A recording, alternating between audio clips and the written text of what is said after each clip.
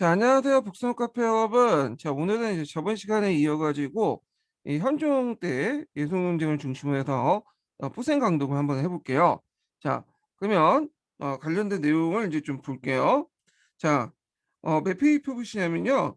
108페이지 펴보세요. 108페이지. 자, 여기 이제 첫 번째 단락과 두 번째 단락은 각자 읽어보시고 세 번째 단락부터 이제 볼게요. 이 세 번째 단락이 이제 예속 논쟁 관련된 내용인데, 자, 거기 보면 이제 세 번째 단락이 이제 예송은 기예송, 그러니까 1차 예송이 나오죠. 자, 그 내용을 보면, 자, 즉위 직후에 이제 발생한, 자, 즉위 직후에 발생한 기예송은 그 호중의 어머니인 자이대비가 호중을 위해서 이거야 상복의 종로를 둘러싸고 벌어진 논쟁이다. 그래서 이제 조선 국가 예제 기준이 이제 국조 5대에 기반을 하고 온 건데, 자, 국조 5대에서는 호중처럼 차자가 왕위에 올랐다가 죽었을 경우 그 어머니가 입어야 상복을 관해서 규정이 없었다.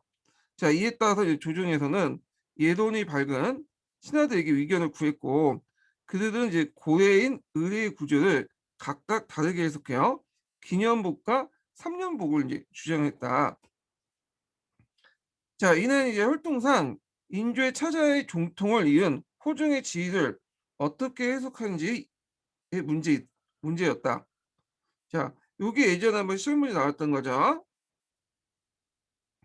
자, 윤유는 이제 그 앞에서 고대 의례들 이제 그 해석하는 문제에서 어, 왕자의 부동사설을 외치죠. 그래서 왕의 예법은 사대부의 예법과 다를 수밖에 없다. 다르게 적용해야 한다. 특수성을 강조해요. 자, 윤우는 제왕과 예는 사서인과 다르다는 특수성을 강조하고 차자도 왕통이었으면 적장자로 보아야 하며 어머니나 아들 위해서 3년복을 입어야 되는 주장한다는 거죠. 그래서 이제 보통 고대 의례 같은 경우에는 장자는 3년, 그 다음에 차자는 1년 이렇게 이제 상복이 정해져 있나 봐요.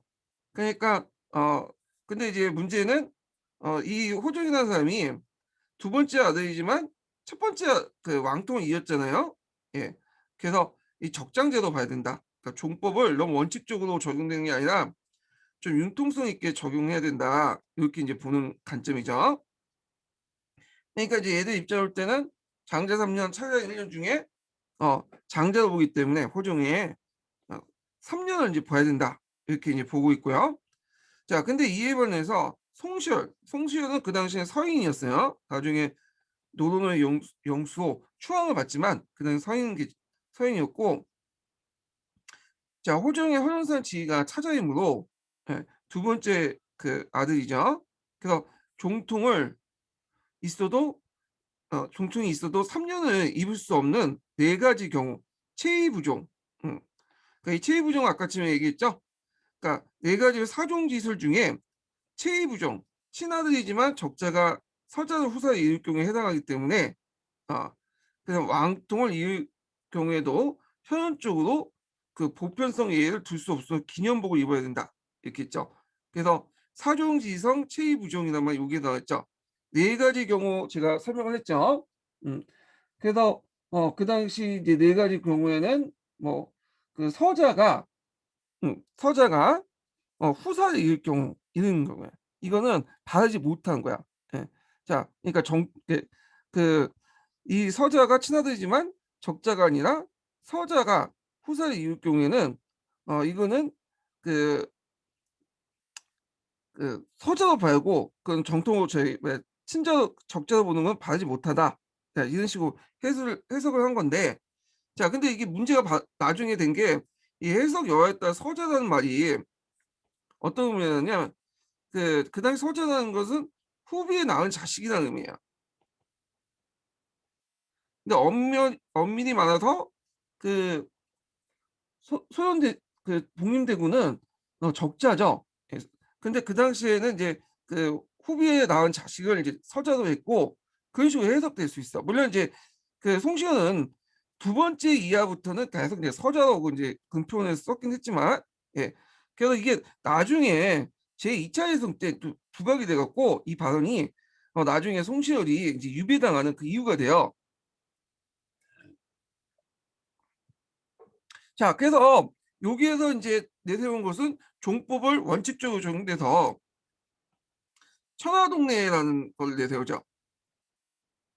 천하의 예법은 왕이나 사대부나 다 동일하게 뭐냐면 적용돼야 된다. 자, 이렇게 이제 뭐냐면 옥신각신 하다가 결국에는 조중에서는 대명륜하고 건국대전에 보면 부모는 장자, 중자 구별 없이 모두 기년복을 입는다는 포괄적 규정에 따라서 그 자의대부 상복을 1년복으로 결정됐다. 자, 그래서 뭐 인식 자체는 두 번째 아들로 보고 있지만 남해는 또 첫 번째 아들로 보죠. 자, 그런데 이제 적당히 합의를 본 거죠. 건국대전이나 대명령을 찾아가지고 자, 그래갖고 이제 요거 좀 기억을 해두시고 근데 그 당시에는 현종이 나이가 이제 어렸기 때문에 어 서인들이 왜 굳이 그 호종을 두 번째 아들로 보고 했는지 그리고 그걸 이제 적용해 갖고 1년을 주장했는지에 대한 의미를 잘 몰랐어요. 예. 그 당시 하도 어리고 그다음에 이제 또 주눅이 좀 들었기 때문에 대신들 앞에서 자, 근데 이제 문제는 어 2차 예송 때부터 이제 문제가 생긴 거야. 이때 이 앞에서 논의했던 것이 이제 2차 예송 때부터 그 터져 나왔거든요. 자, 그래서 이제 한번 놓을게, 한번 볼게요. 앞부분은 이제 건너뛰어 가지고 어딜 보냐면, 자, 다음 중 110페이지 보세요. 그 앞부분은 이제 뭐 그 현종 때 작가 이제 북불론이 일어난 내용들과 현종 당시에 뭐 정치 세력 관계 그런 것들인데 뭐 시험에 나올 가능성은 별로 없기 때문에 건너뛸게요. 예. 자, 2차 예송은 갑인년에 일어났어요. 갑인 예송이 나가죠.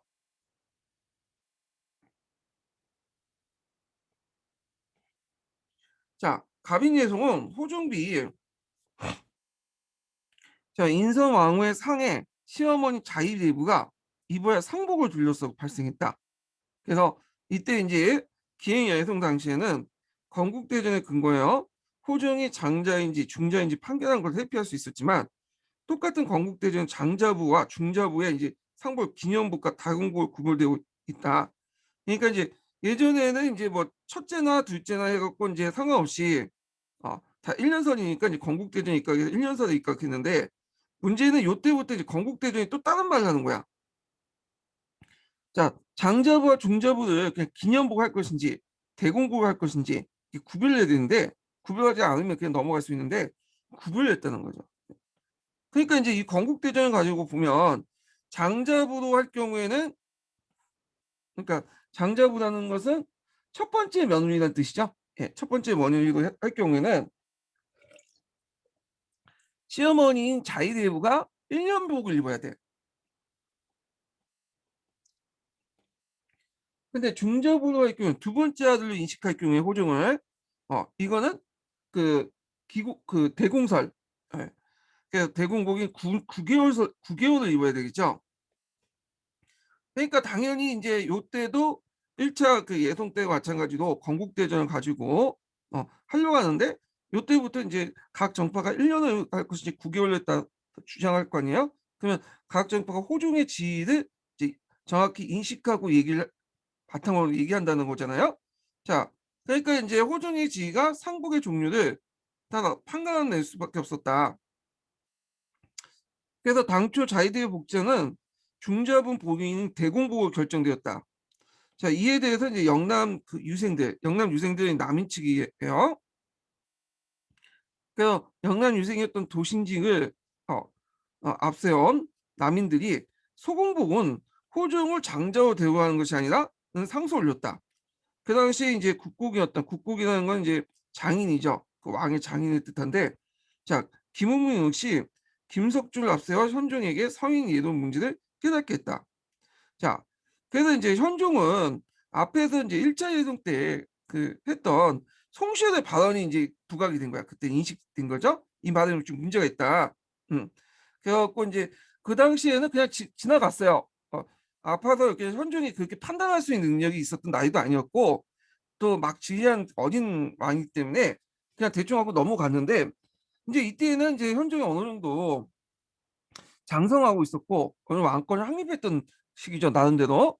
그러다 보니까 이제 어 그 당시 남인이었던 허목이 이게 문제가 있다. 음. 그러니까 이제 이 송시열이 그때 당시에 그런 말을 했고 문제 있는 발언이다. 그러니까 현종이 이 말 듣고는 어릴 땐 잘 몰랐는데 이거 들어보니까 그렇네. 결국에는 이제 현종은 그 현종이 얘기한 사종지설 체의부정이란 말 있죠. 이걸 문제 삼아서 대공부 복제로 변경을 했던 거야. 왜 너가 그 말 했냐? 이 말은 우리 그 아버지를 차남을 보고 그 다음에 또 그 당시엔 또 뭐냐면 석호라는 사람이 살아 있었다고 했죠. 그러니까 이제 소현세 손자가 이 석호 제주도에 유배되는 그 얘를 정토 온 거 아니냐. 너 좀 약간 의심스럽다. 그러면서 결국에는 그 송시를 내치고 그 당시 대공공 복지로 변경을 했어. 아, 자 그래서 그 당시 이제 1년설을 이제 주장했다. 1년을 이겼죠. 그래서 요거 좀 기억을 해두시면 될 것 같아요. 예. 1년설이 아니라 제가 말 잘못했네요. 예, 9개월에서 1년서도 복제를 변경했다. 이렇게 좀 기억을 해두시면 되고요. 예. 대공복이 1년설 아닌가요? 잠깐 9개월 지선인데 기년설이 1년설이고 그리고 기년설 변경했다는 말이 맞는 것 같은데 예. 왜냐면 그 당시 이제 서인 예설 문제 삼아 추궁하면서 2차 예설이니까 대공복은 9개월선이니까 9개월선을 1년서로 그 복제를 변경했다. 예. 그러니까 기년설로 이제 기년복으로 복제를 변경했다.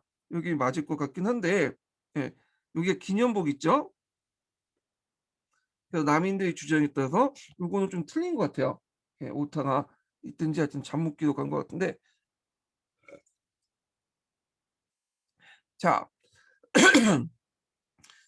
그래서 이제 결국에는 그 당시 이제 남인들이 주도권을 장악하죠. 예. 근데 이제 얘기했지만 이 남인들은 그 당시 서인들은 이제 공존하는 원하는 예, 그 당시 그 탕남이 즉위했기 때문에 허족이라는 사람이 탕남이거든요. 자, 그래서 이제 이 사람이 영의정 임명하고 어느 정도 했기 때문에 그 당시 서인들을 많이 내치진 않았어요. 그래서 어, 곧바로 이제 뭐 서인하고 연합을 해갖고 정치를 했죠. 자, 그래서 이제 이렇게 좀 기억을 해두시면 될 것 같고요. 자, 그 다음에 이제 뒤에 넘어가서 자, 몇 페이지 보시냐면 숙종 때 이제 정치를 볼게요. 요거는 좀 이따 이제 통론 읽고 교과서 읽고 진행을 하겠습니다. 자, 숙종 때 한국 정치 관련된 내용을 이제 교과서에서 찾아서 한번 읽죠. 교과서 자료 보면 15페이지 펴 보세요.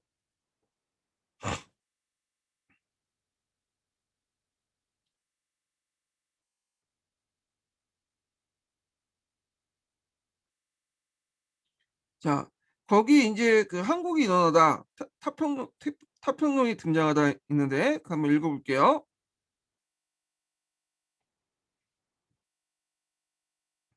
자, 숙종 때 집권한 남인은 그 서인이 간직 진출을 허용하면서 남인의 우세 속에 서인이 공존하게 되었다. 그러나 숙종은 왕권이 안정시키기 위해서 당파에 공존하는 분당 대신에 분당을 자주 교체했죠. 자, 이게 이제 한국이라고 하죠. 그래서 한국 정치라는 한국의 의미는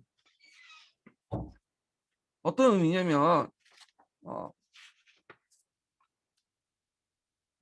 한국의 의미는 그 숙종에 의해 그러니까 왕에 의해서 전국의 주도 분당과 견제 분단 간의 정권 교체가 반복되는 형상들이에요. 네, 이걸 한국이라고 해요. 예. 한국 정치는 숙종 때 실시했죠. 숙종이 대표적인 인물이고 숙종 때만 있었던 건 아니에요.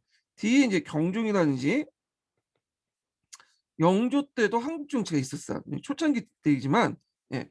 자, 하여튼 대표적인 게 숙종 때라는 거. 자, 그 내용을 보면요. 자, 숙종 초에 집권한 남이는 북벌료를 내세워 군사훈련과 군비확장에 노력했다. 그래서 남이는 제2차 예종 때 이제 서인이 집권했죠. 서인은 남인 영수의 허적이 그 영모를 꾸몄다고 고보하여 허적과 윤후를 정계에서 제거를 했는데 이게 경신왕국이야.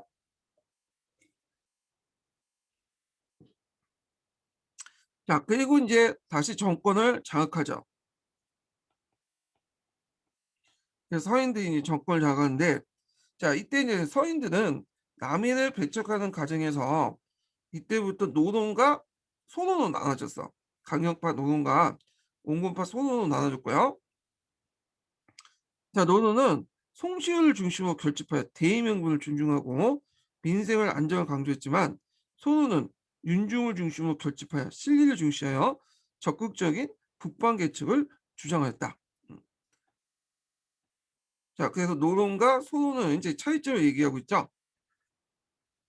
자, 근데 여기 주의할 것은 송시효는 그 당시 자기가 노론인지는 잘 몰랐어요. 이거 죽은 후에 이제 이고 이게 이제 노론과 소론이 이렇게 나눠졌다고 돼 있지만 경신왕국은 그 서인 안에 이제 그렇게 파벌이 조금씩 형성됐기 시작한 거고요. 노론과 소론이 완전히 나눠진 거는 언제 때냐면 뒤에 갑술왕국 때요.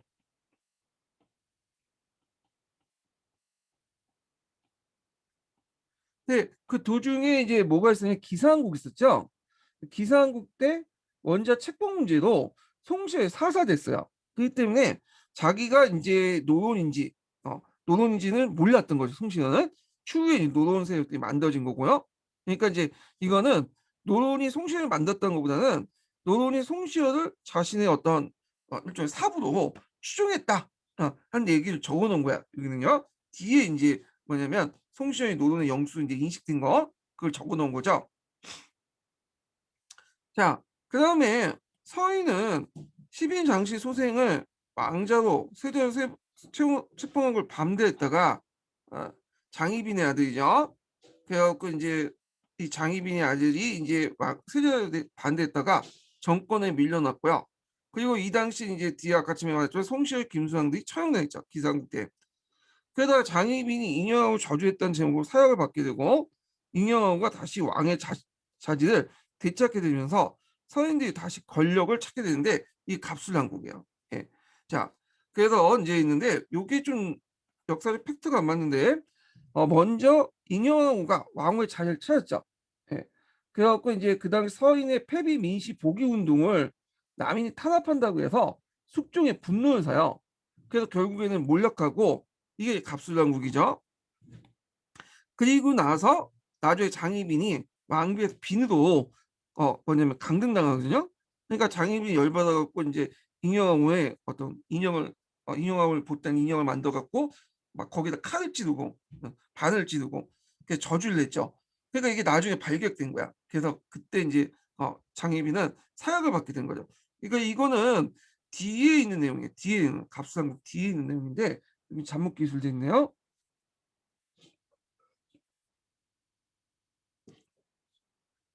자, 그럼 계속 읽어보면요. 자, 전국이 급격하게 바뀌는 한국이 일어나면서 특정 분당이 정권을 독점하는 일당 정제가 나타났다. 그러니까 예성 논쟁처럼 뭐 상호 공존을 추구하는 게 아니라 일단은 이제 주도권이 뭐냐면 잡은 정당이 권력을 장악하면 그 상대방의 정당의 영수이나 핵심 세력들에 대해서 사사를 내리죠. 그 사사는 사약을 내리는 거야. 네, 사사다발이라고 하죠.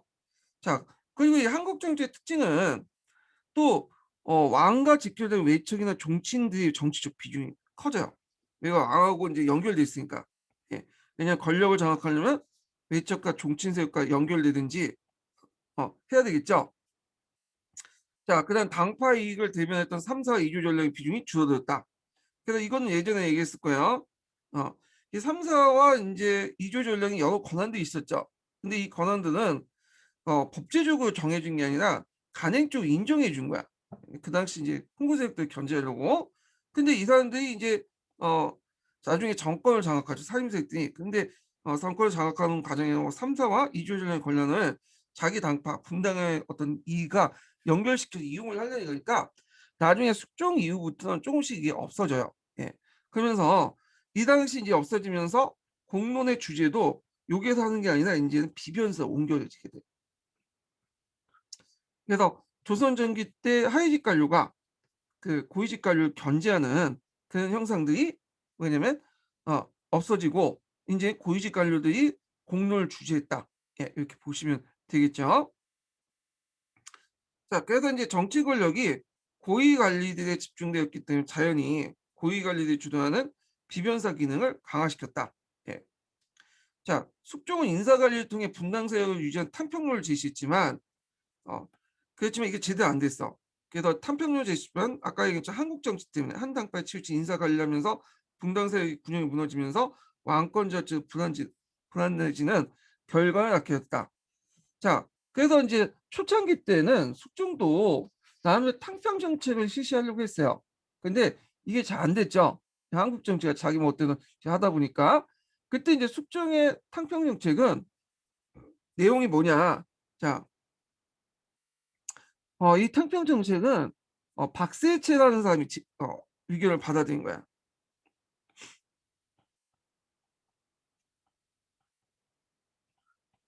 그래 갖고 박세채가 이제 예전에 이게 조제보암론이 있어요. 여기는 없지만 이 분당론 인식에서 상당히 중요한 그게 조제보암론이거든요. 음. 이가 처음에 이제 서인과 동인으로 이렇게 나눠졌을 때 강망했다고 했죠. 그리고 그때 내세웠던 게 조제보암론이에요. 예. 조제보암론은 뭐냐 하면 그 당파로서 좋은 사람과 나쁜 사람이 있는 게 아니라 당에서도 그 안에서도 군자당, 군자가 소인이 있다. 그러다 보니까 당파에 상관없이 군자와 소인을 가려서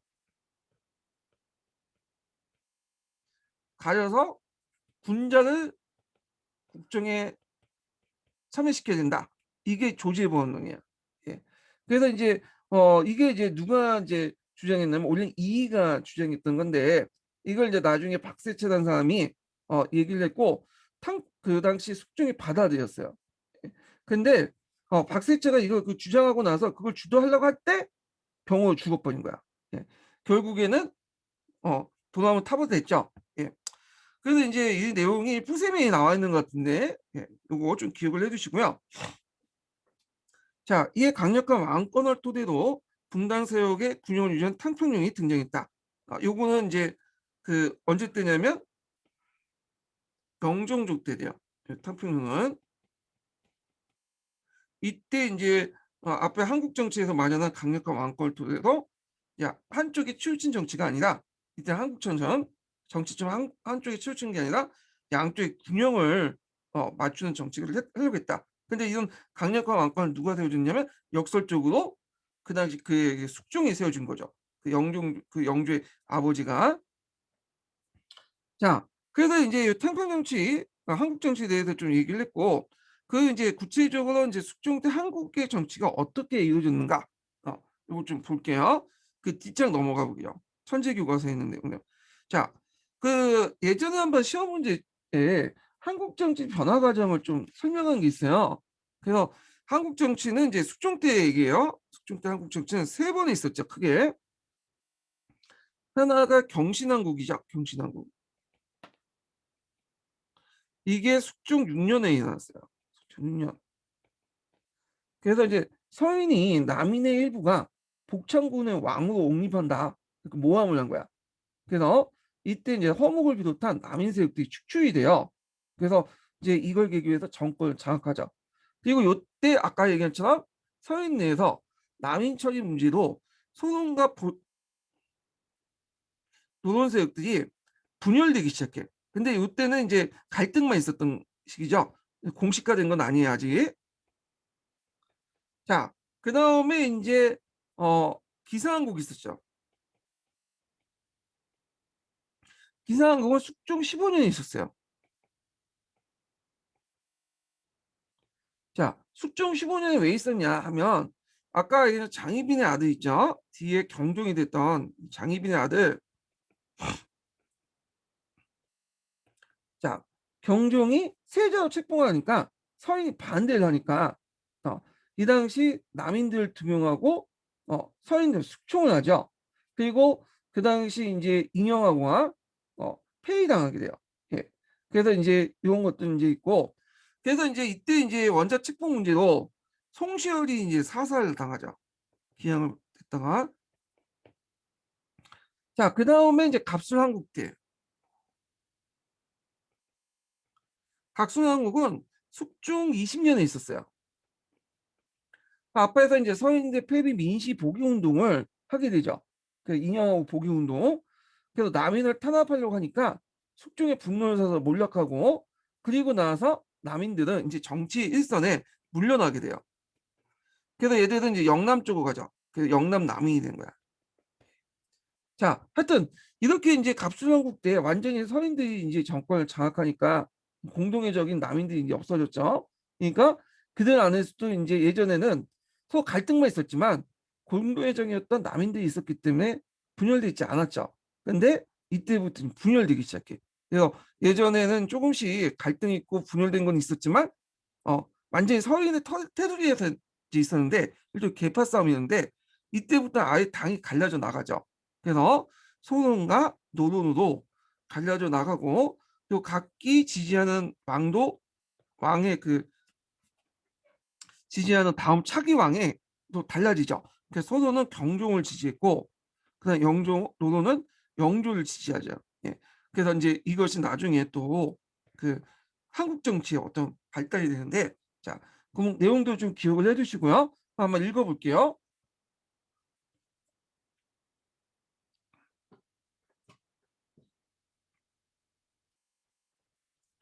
자, 숙종 때 한국은 실제로 발생을 했다. 1680년에 처음에 한국이 발생했는데 자, 이는 남인일파가 서인에 의해서 대거 추출된 사건이었다. 경신한국이죠. 자, 숙종이 예송에 승리하여 정권을 쥐고 있는 남인을 경계하는 모습을 보이자 서인은 남인들의 역모를 어, 깼다고 보고했다. 자, 이에 남인의 다수가 연루되어서 윤호를 비롯한 수많은 남인들이 처형되고 간직에 쫓겨났고요. 자, 이후 서인이 쫓겨난 남인에 대한 처벌 문제를 둘러싸고 강경파인 노동과 공공파인 소노로 나눠지게 되죠. 자, 경신왕국에 축출한 남인은 1689년 원자, 그러니까 이제 아직 왕세자로 책봉되지 않은 왕인 마가들을 정하는 문제를 계기로 서인을 몰아내고 집권을 하게 되죠. 기상국이고 이때 이제 서인의 우두했던 송시열은 남인 출신의 소인 장씨, 그러니까 이제 장희빈이 남인 출신이었고 인영하우는 어, 그 당시 그 서인 출신이었죠. 그래서 이 사람이 이제 아들 왕비 소생이 아니므로 원자를 청한 것을 반대했다. 그러니까 이 당시에 인영하우가 아직 그 왕비일 때요. 근데 이제 아들을 못 낳고 있었던 때죠. 예. 자, 그래갖고 이제 하니까 분명히 인형하고도 지금 젊은 나이인데 앞으로 세자를 생산할 수 있는 그 나이 세자를 생산할 가능성이 많은데 어떻게 지금 그 왕비를 제치고 그 비내의 자식을 세울 수 있느냐? 자, 이렇게 반대했던 거야. 근데 그 밑에는 이제 장희빈이 그다음에 남인들의 그 옆에 끼고 있었거든요. 남인들. 그러니까 이거 만약에 장희빈이 아들이 왕이 될 경우에는 잘못하면 어떻게 되겠어요? 예. 왕권이 남인 쪽으로 넘어갈 수 있겠죠. 그래서 이걸 반대했던 거죠. 그러니까 숙종은 송시혁을 유배하고 처형했다. 자, 이로써 서인 정권은 무너지고 다시 남인들이 정권을 장악고요. 1694년에 서인이 남인을 몰아내고 다시 정권을 장악하는데 갑술량국이죠. 자, 그래서 인여왕후가 물러나고 장희빈의 왕비를 자리에 올렸으나 점차 숙종의 신이 일면서 결국엔 다시 남인세력들이 서인의 반격을 했고 그리고 이 사건으로 갑술량국이며 남인들이 이후 대거 몰락하였다. 그리고 인여왕후는 다시 복위가 되죠. 예. 자, 그래서 이제 숙종 때 한국 정치에 관련된 내용을 한번 봤어요. 그러면 기본 강의에서 이제 한번 관련된 내용을 찾아서 이제 볼게요. 한국 통론에서. 자, 여기 보면 이제 두 차의 예손 교회가 집권한 남이는 상대 당의 서인에 대한 처벌을 둘러싸고 강옹경파로 이제 나눠지게 되죠. 그래서 강경파는 청남, 온건파는 탕남. 그런데 이제 온건론을 주장한 탕남이 우세를 이제 정함으로써 서인에 대한 극단적인 탄압은 행하지 않았고, 타 서인의 일부는 정권에 잔류할 수 있었다. 그래서 이 분당 정치의 원리가 계속 유지가 됐었죠. 아직 이때까지는. 그래서 이제 상계 세력의 공존을 생명하는 분당 정치 원칙이 이때까지는 퇴색되지 않고 남아 있었던 것이다.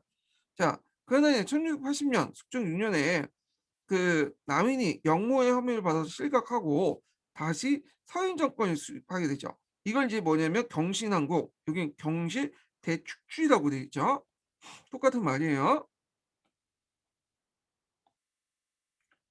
분단 간의 대립의 양상이 크게 달라지게 되었다. 즉 이때 집권한 서인이 철저한 탄압으로 남인의 재기를 막으려고 했고, 그래서 이제 허준이니 뭐 윤호 같은 남인의 중심 인물이 주설되었어요.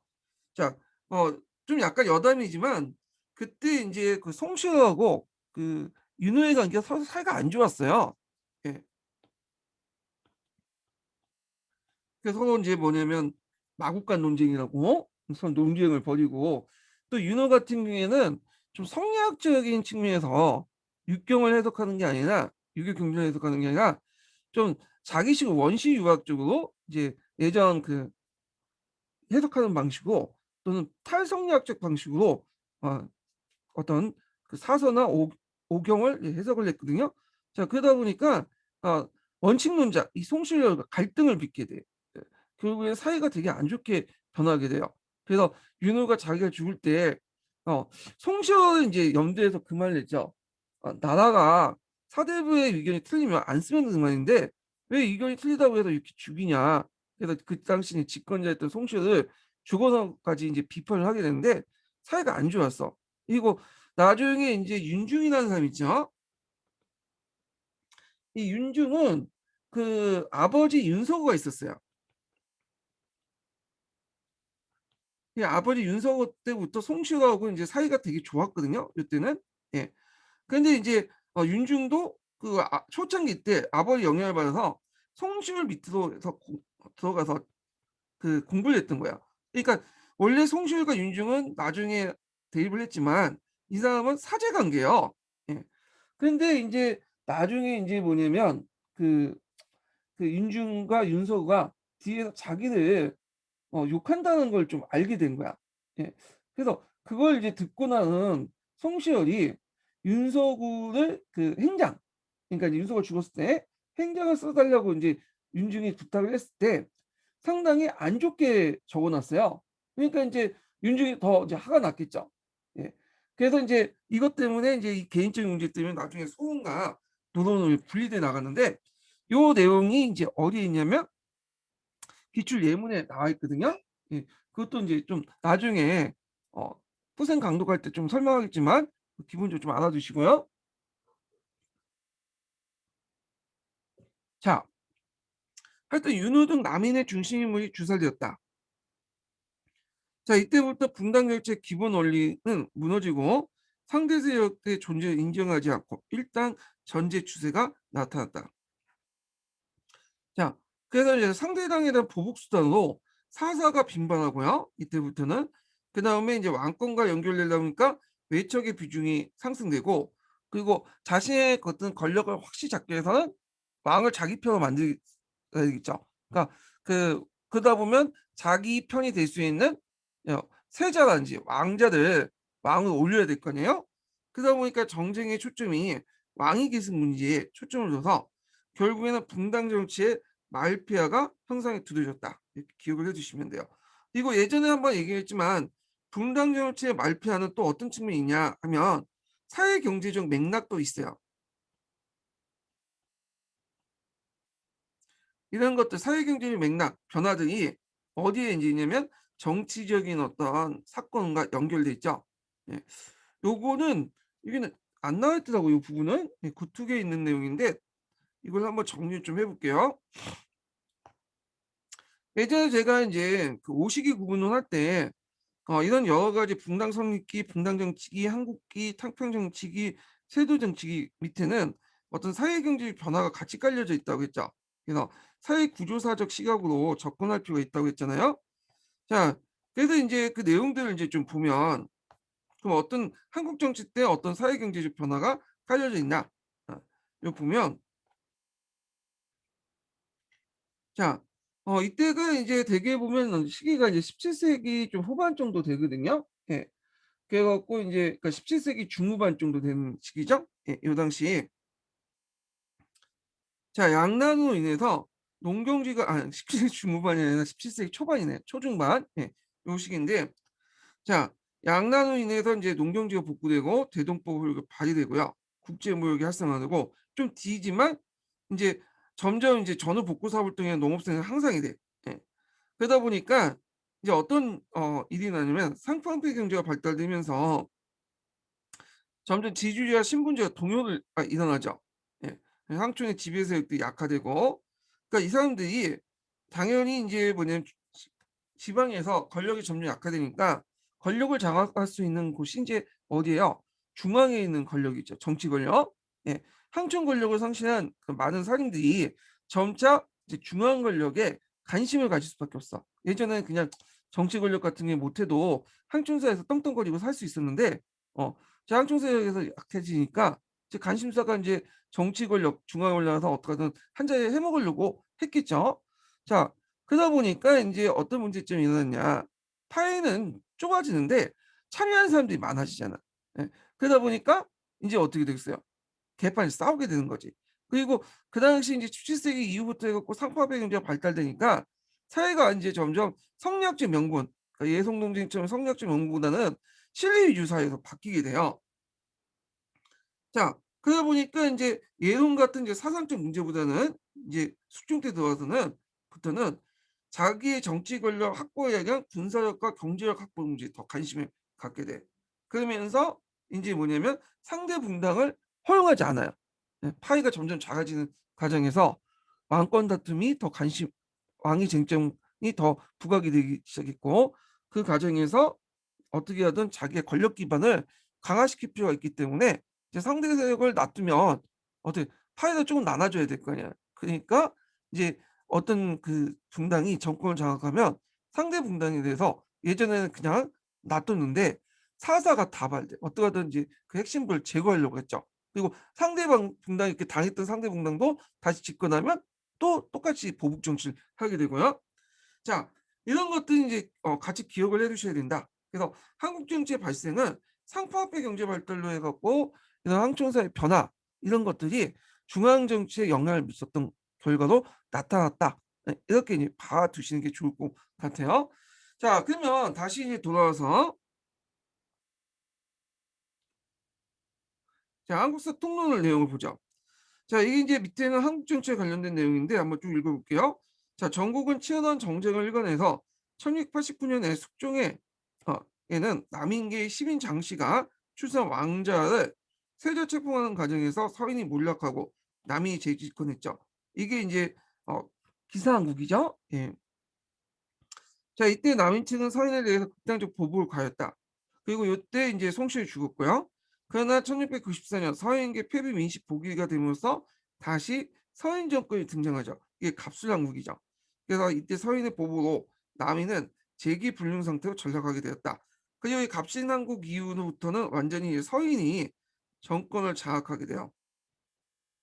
그리고 남인들은 어디로 내려가요? 영남 지방으로 내려가죠.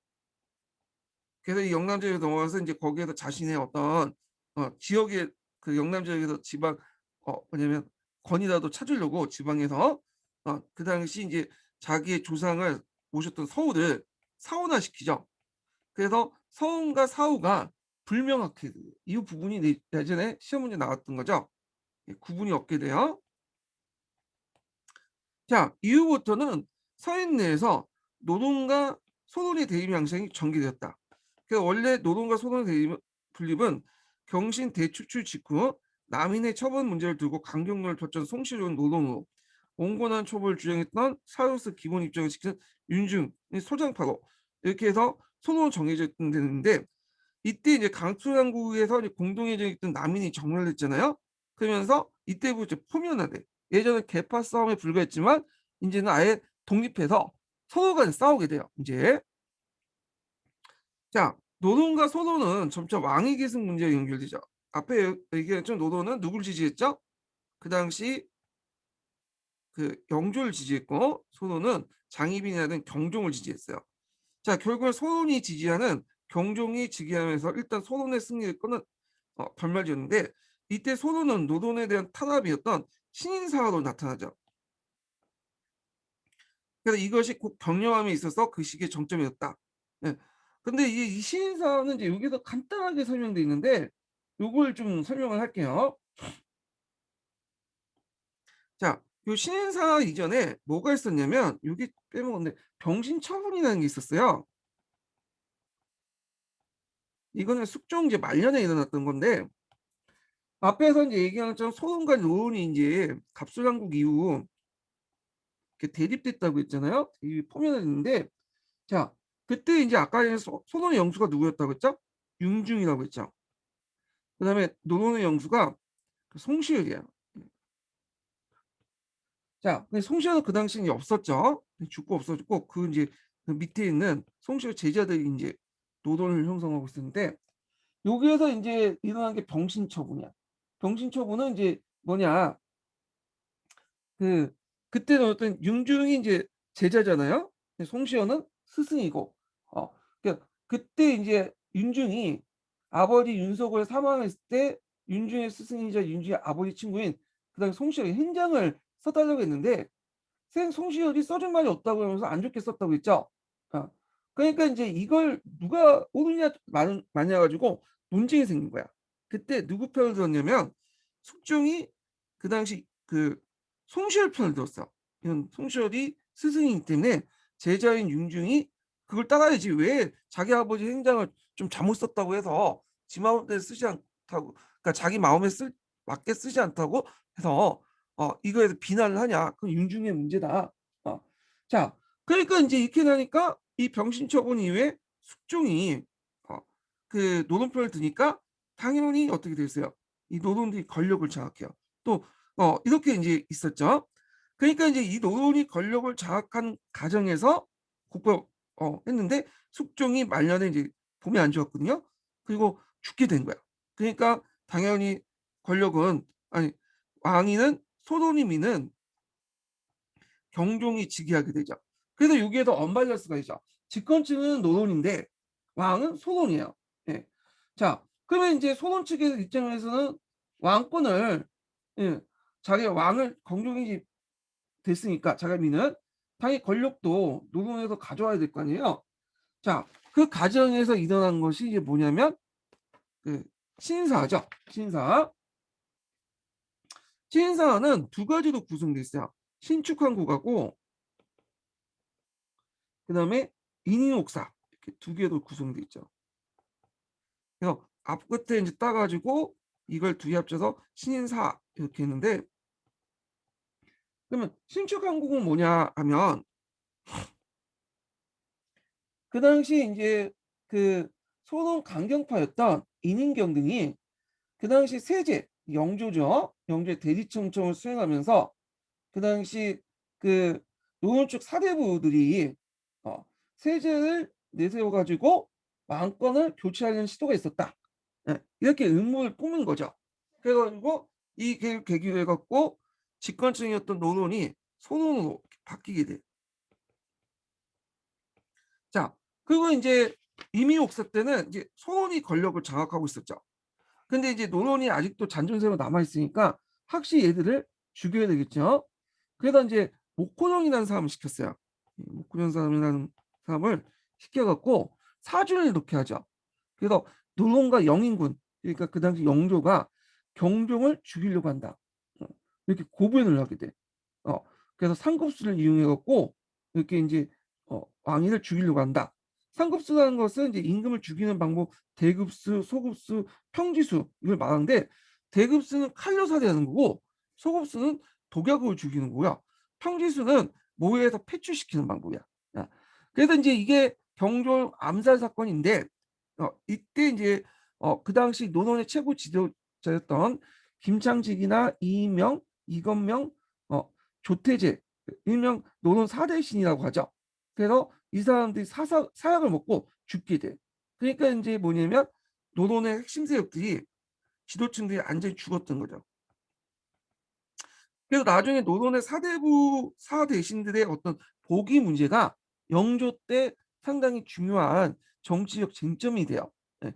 이 사람 중에 어디를 복위시키냐, 명예를 어떻게 회복시키냐 가지고 이렇게 여러 가지 정치적 변화가 일어나거든요. 이건 뒤에 좀 얘기할 텐데,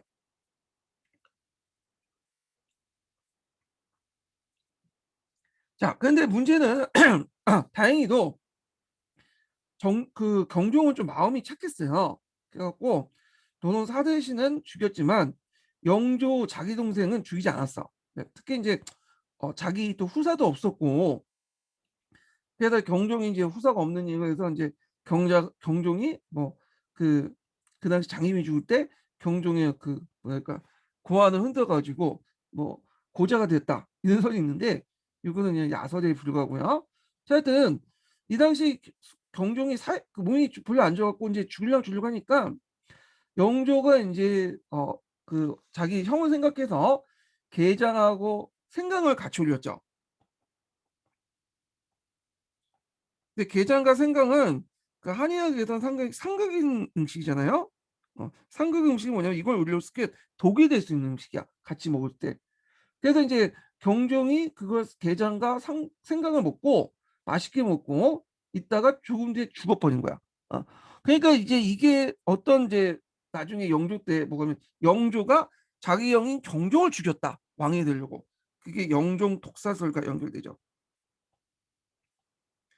이 영종 독서에서는 정확한 실체는 몰라요. 그렇지만 확실한 거는 이게 사실은 거짓은 간에 영조가 집권할 때 상당히 문제가 돼갖고 뭐 이인자의 난이라든지 나주개서 사건이나 이런 것들이 일어나는 명분이 되죠. 이거 영주도 나중에 탕평 정치를 포기할 때도 이 영조 독사설이 이제 상당히 경종 독사설이 잘못 적었네. 예.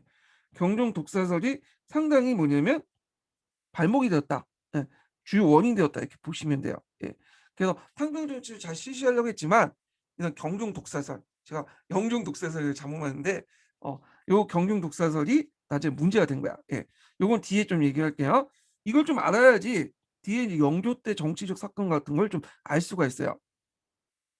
자, 하여튼 그래서 이제 경종이 병사하고 그 다음에 노론 측이 지지했던 영조가 즉위하면서 노론의 재기가 이루어졌다. 이렇게 보시면 될 것 같아요.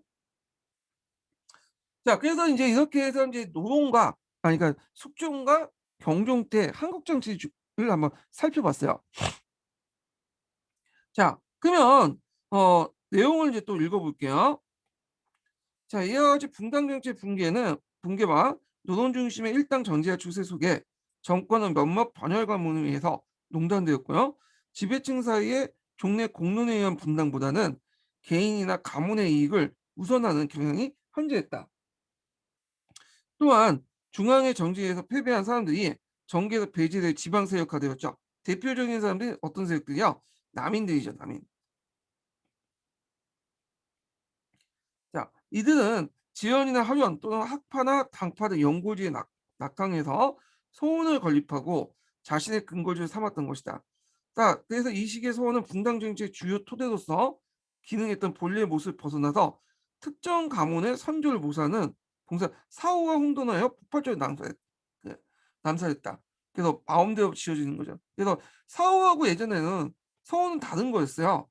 서원은 선현을 모셨던 거고 사원은 선조를 모셨던 거야. 근데 이제 몰락한 남인 세력들이 지방에서 좀 자신의 영향력을 유지하기에는 자기의 조상을 좀 떠받들 필요가 있잖아요. 그러니까 이 사후를 서원화시켜 버린 거야. 그래서 서원과 사후가 구분이 안 돼. 그래서 서원이 남설화 형상이 나왔다. 마음대로 짓고 이게 예전에 기출문이 나왔으니까 좀 기억을 해두세요. 이런 형상들은 언제 이후? 갑술한국 이후.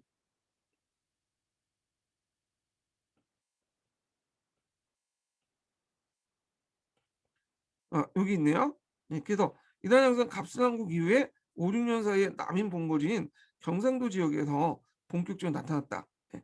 그래서 이제 이렇게 해서 탕평정 그 한국 정치의 결과 내용을 이제 읽어봤어요. 자, 그러면 이제 관련된 내용은 이제 풀셈에서 찾아서 한번 읽어볼게요. 한국 정치 관련된 내용을 120페이지 펴보세요.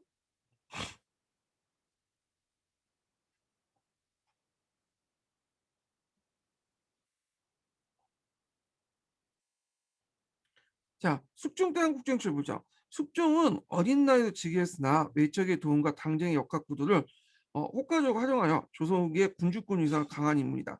참고 이 숙종은 다른 왕들에 비해서 상당히 정통성 있는 왕이에요. 그래서 적자로 되었죠, 적자. 예.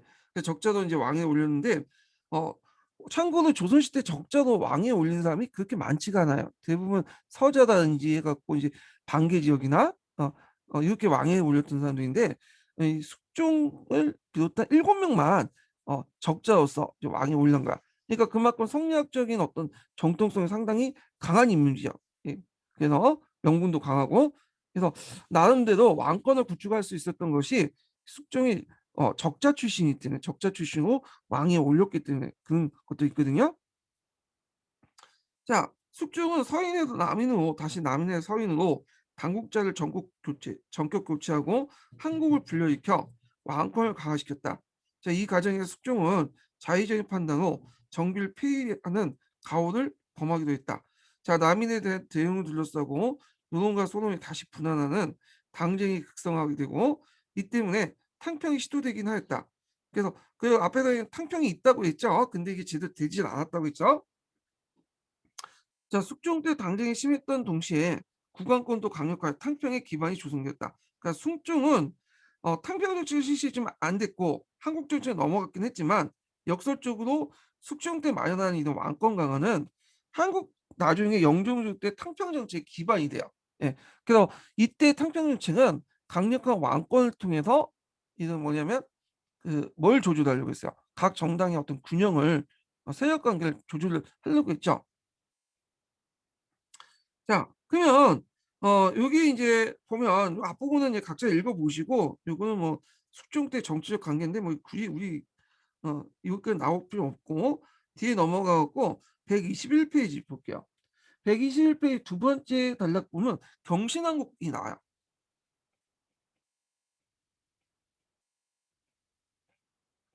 자, 경신왕국 내용 볼게요. 자, 경신왕국은 앞에서 얘기했지만 그 서인이 남인의 일부가 복창군을 왕으로 옹립하다가 모함해서 남인을 축출하고 정권을 장악한 사건을 얘기하죠. 자, 숙종 때 남인 가운데 주목한 존재는 종친인 복창군 삼형제이다. 이들은 호종의 동생이 인평대군의 아들로서 남인 오정채와 인척관계도 남인과 남인이 왕씨가 연결된 통로 역할을 하였고 숙종과 함께 잘해 스승 없이 지냈다. 근데 숙종은 젊을 시절까지 매우 병약했고 자식이 없는 상태에서 후세에 대한 우려가 매우 컸다.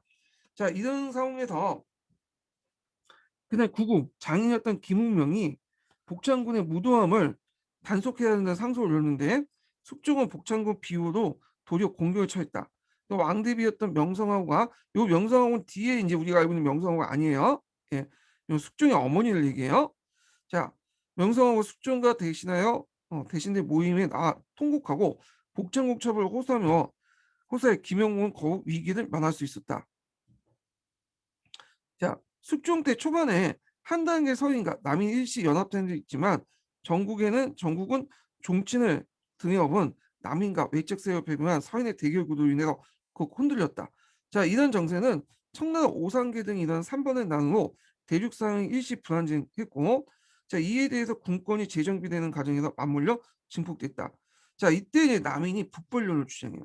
그러니까 우리가 북벌하면 서인들만 주장한 걸로 알고 있는데 실제로 숙종 때도 북벌론이 있었어요. 그러니까 그때 초창기니까 남인들이 그걸 주도를 했는데 이 실제 이 남인이나 뭐 서인이나 북벌론 주장할 때 자신들이 이제 뭐냐면 이 북벌을 실제로 추구하는 것보다는 추진하는 것보다는 이걸 계기로 해서 명분을 갖고 군사권을 강하거나 자신의 어떤 정권의 정통성을 강하 정당성을 마련하기 위해서 한 게 있거든요. 남인도 마찬가지예요.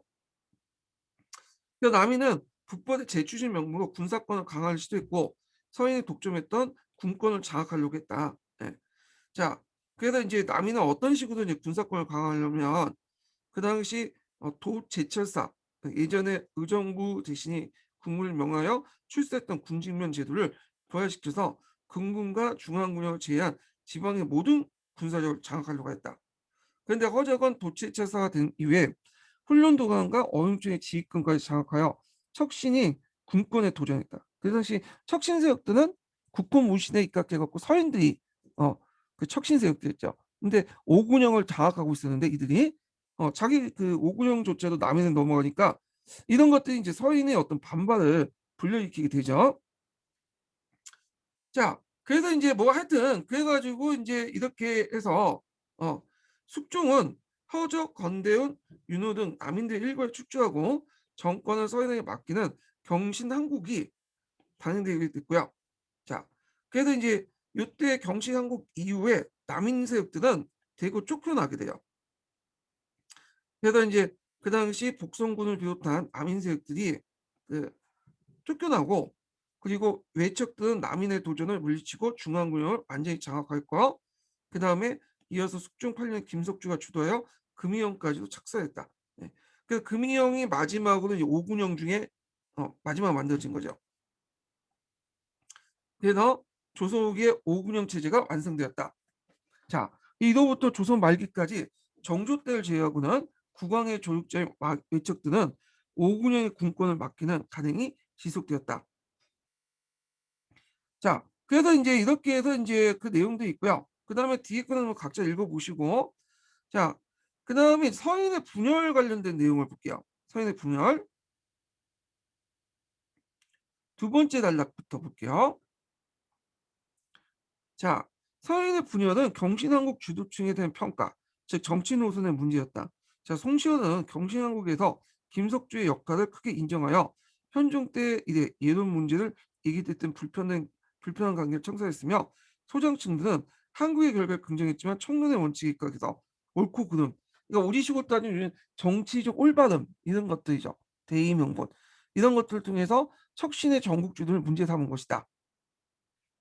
그러니까 이제 여기에서 경신한국에서 홍시열 같은 사람들은 노동들이죠.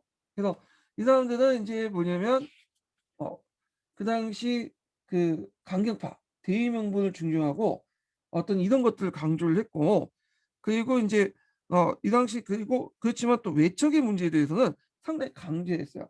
예. 그래서 외척의 문제가 간대해갔기 때문에 외척을 인정해줘야 된다. 예. 그래서 이제 김석주 역할 같은 걸 강조했죠 외척이. 근데 이에 소론 같은 경우에는 자신의 정치 올바람을 볼 때 이들은 외척은 안 된다. 척신세력은 배제해야 된다.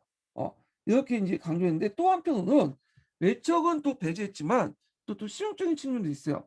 되게 실리를 중시하고 적극적인 북방 개척을 또 주장하고 또 성리학 이해 탄력성을 보여. 약간 이제 보면 뭐 약간은 이제 진보적인 측면도 있어요. 이 사람들이. 자, 그래서 이들 계열 척신 정치에서 척신 배제의 정통을 강조하는 소장층의 의동과 정당한 의지를 실현하기 위해서 현명한 척신의 정국이 주도하는 용인의 노동 측의 의론들이 소론과 노동 분열이 본격화됐다. 예. 자, 여기에는 또 개인적인 문제도 있어요. 아까 이제 소론하고 노론이 각각의 윤중하고 송시효대에 관계됐다 했죠. 이 윤중하고 송시효대 어떤 개인적인 어떤 그 내용도 있어요. 그 내용이 그 행위 시비 논쟁이라고 하거든요. 그래서 이건 송시효과 윤중 간의 논쟁이에요. 그래서 이제 있는데 이 행위 시비 논쟁을 좀 기억을 해두세요. 이게 편지 때문에 왔다 갔다 하면서 논쟁이 벌어졌는데 요게 이제 뭐냐면 기출 예문에 나와요. 네. 예전에 한번 그 16년도인가요? 네. 그 16년도에 송시효에 관련된 문제가 나왔죠. 그래서 송시효과 윤중의 관계가 왜 나빠졌는가? 그 과정에서 자기 아버지 때부터 이제 윤석호 행장 문제부터 하고 행장에다가 또 이제 서로 간의 편지를 오고 가는 과정에서 이게 뭐냐면 오해가 생겨서 나타난 게 행위 심의 논쟁인데 자 하여튼 이 송시효과 윤중 간의 어떤 심의 논쟁 얘네 시비 논쟁이 어 후에 이제 어떤 식으로 결과는 냐면 병신천분과 연결된다. 이렇게 보시면 될 것 같아요. 그래서 그 당시 숙종은 누구 편을 들었죠? 송시열 편을 들었죠. 그래서 노론의 집권에 도와줬다. 네. 이렇게 좀 기억을 해 주시고요. 그래서 이제 이게 더해서 살림 역시 손시울과 윤중의 문화에 양분되었고 이제 분열은 정파적 양상뿐만 아니라 학파적 대결 의식까지도 더해졌다. 자, 그래서 이제 요 내용들 좀 기억을 해 두시고요. 자, 그다음 뒤에 넘어가고 쭉 넘어가서 다음 페이지에 보면 125 페이지 볼게요. 125 페이지. 자, 그다음에 이제 그 125 페이지 네 번째 단락이 뭐냐면 기사항국이에요. 예, 기사항국. 숙종은 그 장희빈의 아들 원제를 결정하는 것도 뜻대로 못하는 조선의 군약신강을 기탁하면서 군약신강은 뭐냐면 군주는 약한데 신하가 강하다. 이걸 개탄한 거야. 그러니까 그 전에 뭐냐면 장희빈이 아들이 난 거야. 앞에서 얘기했던 숙종은 그 당시 후사 문제가 상당히 걱정이 많았다고 했잖아요. 근데 장희빈이 아들을 낳은 거니까 이 장희빈의 아들을 빨리 원제로 책봉하고 싶었어. 예. 그래서 얘를 이제 원제로 책봉하고 그 다음에 좀 나이가 있으면 크면 세자도 이제 책봉을 하려고 했죠. 그래서 이걸 이제 개탄하면서 송시를 비롯한 서인들 대거 쫓아내고 경신왕국 때 당시에 쫓겨났던 건대운이나 그 목내성, 미남 등 탕난 세력을 다시 불려서 전국을 주도하게 되죠. 이게 이제 기사왕국이라고 하죠. 고리와 숙종은 원자들 세자로 책봉했을 뿐 아니라 세자를 보호한다는 명분으로 그다음 인효왕후의 폐비와 10인장시 왕비 승격까지 뭐냐면 일사천리 당행하였다. 자, 이 과정에서 숙종은 송시열에게 사약을 내리고 소론의 오도이나 박태부를 잔인하게 친구가다 죽게 하는 등 폐비 방대 공로를 탄압하였다. 예. 자, 그래서 이제 이렇게 이에 대응하기 위해서 노론과 소론은 분열을 일시 멈추고 숙종의 독주를 제한을 공정했다. 그러니까 이제 조금씩 분열되고 있었지만 일단은 공동의 적이었던 기상국의 남인들 타도할 필요가 있겠죠. 자, 그래서 이제 있고 반면 숙종과 장희비의 심의에서 집권한 탕남은 정비를 폐위하는 과도한 조치를 형식적으로 대처하여 사실은 폐비 상태를 방관하였고 왜냐하면 탕남이 그 속으로는 장희빈이 왕비가 되는 걸 원하겠죠. 어. 그리고 이제 폐비를 하는 것은 바라했던 거잖아요. 근데 그렇다고 적극적으로 나설 수 없었어. 그, 그 조선 사대부 사이고 성리학 사이잖아요. 명분을 강조했던 사이기 때문에 탕남 입장 올 때는 폐비 상태를 적극적으로 나설 수 없었고 방관했다. 소극적으로 하면서 숙종의 뜻을 따른 것쯤 하지만 실제로 말이진 않았다는 거예요. 예. 자, 남인은 한국의 기회를 정적으로 남인은 한국의 기회로 정적 제거를 시도하고 왕비 교체에 소극적으로 대응한 등 숙종의 독주에 편승하는 면모를 보였다. 자, 특히 폐비된 왕비를 둘러싸고 서인과 남인이 정면 충돌했는데 남인은 노동과 소론의 주요 인사들 관여에 되었던 폐비 보기 시도를 고분하여 정적을 제거하려고 했고 서인은 새롭게 숙종의 초회를 받은 수건치 씨의 독사설을 제기하며 장희빈을 쫓아내고 폐비를 복위시키려고 했다. 자, 이 수건치 씨는 어떤 사람이냐면 영조의 어머니죠. 예. 그래서 이 사람은 이제 유명하죠. 무수히 출신으로 해가지고 이제 어, 그 왕의 눈에 띄어가지고 어, 영조를 낳았잖아요. 그래서 수건으로 올라갈 거면 그만큼 등업을 되게 많이 했잖아. 그러니까 그 당시에 무수지는 거의 천한 사람인데 어, 그러다 보니까 이제 이거에 대해서 이제 있는데 그 상황에서 숙종하고 눈이 맞아서 애를 낳았다. 상당히 그 당시 센세이션한 사건이에요. 그래서 이 영조 어머니야. 근데 이게 이제 영조한테 좀 약간 컴플렉스로 작용돼요. 왜냐면 그 어머니 신분이 무수히 출신이잖아요. 그러다 보니까 약간 이제 그거에 대해서 별로 상당히 그 자기 정통성을 훼손하는 그 요소가 되거든요. 자, 하여튼 이 수건치 씨는 그 당시 이제 그 정치 구도상 누구 편을 들었냐면 노론 세력들 연결돼요. 이 사람들은 나중에. 그리고 그 당시 이제 인여왕후와 연결해 갖고 드라마에도 나오죠. 인여왕후하고 한편이 돼 갖고 후에 누굴 쫓아내요? 장희빈을 쫓아내고 그 장희빈을 또 사살시키죠. 자, 결국에 한국이 10인세로부터 가든 고촉을 당했던 수건치 씨의 밀골들은 숙종은 남인들을 다시 내쫓고 소론을 정승에 배치시켜 동시에 노론을 대거 사면했다. 이걸 뭐냐? 갑술난국이라고 하죠. 자, 이어서 숙종은 잉여왕후의 폐위를 후회하면서 다시 폐비를 복위시켜 장신을 시비로 간등시켰고요. 자, 그래서 기사한국은 남인들의 실력이 아니라 숙종의 의지로 단행된 것으로 당시 숙종의 뜻에 바뀌었다 각수한국이 단행됐다. 자, 그래서 이제 이렇게 해서 갑수한국 이후부터 이제 뭐냐면 남인 대거 몰락을 하게 되죠. 자, 여기에서 이제 볼 수 있듯이 한국 정치라는 것이 누구의 주도를 했다는 거야? 한국 정치. 왕이 주도를 했다는 걸 알 수 있죠. 신하가 주도한 게 아니라 그래서 왕이 주도해 갖고 주도권 장악한 정당과 그다음에 그 물려난 정당 간의 어떤 급격한 교체가 일어나는 정치를 한국 정치라고 했죠. 자, 한국 이후 숙종은 노론과 소론 위주의 전국을 운영했고 기사년 당국자였던 남이는 완전히 권력에 배제됐죠.